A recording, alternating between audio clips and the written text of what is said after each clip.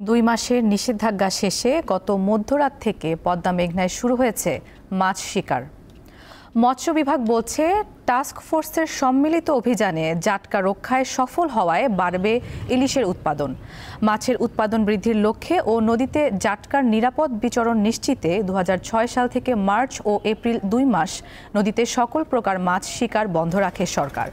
এবারের নিষেধাজ্ঞা শেষে চাঁদপুরের পদ্মা মেঘনা নদীর মতলব উত্তর উপজেলার ষাটনল থেকে হাইমচর উপজেলার চরভৈরবী পর্যন্ত প্রায় 70 কিলোমিটার এলাকায় ইলিশ ও অন্যান্য মাছ শিকারে নামতে প্রস্তুত জেলেরা। চাঁদপুরের পদ্মা মেঘনায় মাছ শিকারের সঙ্গে জড়িত অন্তত 44,000 জেলে। এদিকে মাছের প্রজনন, বংশবৃদ্ধি ও হ্রদের ভারসাম্য রক্ষায় কাপ্তাই হ্রদে গত মধ্যরাত থেকে 3 মাসের জন্য মাছ শিকারে নিষেধাজ্ঞা জারি করা হয়েছে। এ বিষয়ে জানাতে চাঁদপুর থেকে যুক্ত আছেন সহকর্মী ইব্রাহিম রনি।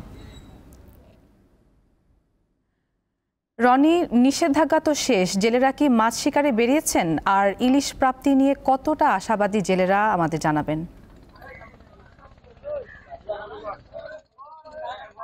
জি নুজহাত, আপনি জানেন যে চাঁদপুরের পদ্মা মেঘনায় সহ দেশের 6টি অভয়াশ্রমে জাটকা সংরক্ষণ অর্থাৎ ইলিশের পোনা জাটকা রক্ষায় 2 মাস মাছ ধরা নিষিদ্ধ ছিল। গত মধ্যরাত থেকে সেই নিষেধাজ্ঞা শেষ হয়েছে।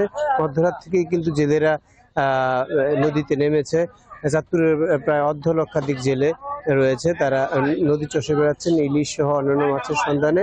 ইতিমধ্যেই যারা রাতে নেমেছেন নদীতে, তারা এখন সকাল থেকে এখন পর্যন্ত ঘাটে ফিরছেন মাছ নিয়ে।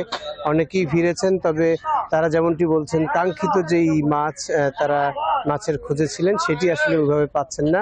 তাদের যেই একটি নৌকা, তারপরে যে কজন শ্রমিক লাগে, তাদের যে খরচ হয় যে পরিমাণ, যে পরিমাণ মাছ তারা পাচ্ছেন সেটি আসলে তাদের পড়ছে না, অর্থাৎ তারা কাঙ্ক্ষিত মাছ পাচ্ছেন না, এমনটি তারা বলছেন। আমি এই মুহূর্তে আছি চাঁদপুর সদর উপজেলার বহরিয়া মাছঘাটে। এখানে এসে আমি সকাল থেকেই দেখলাম যে আসলে ছোট আকারের মাছ আসছে, অর্থাৎ ছয়টায় 1 কেজি মাছ, এই পরিমাণ 600 টাকা কেজি।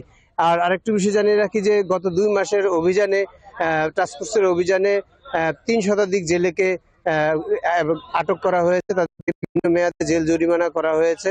তো এই ছিল চাঁদপুর থেকে সর্বশেষ। রনি, আপনাকে ধন্যবাদ।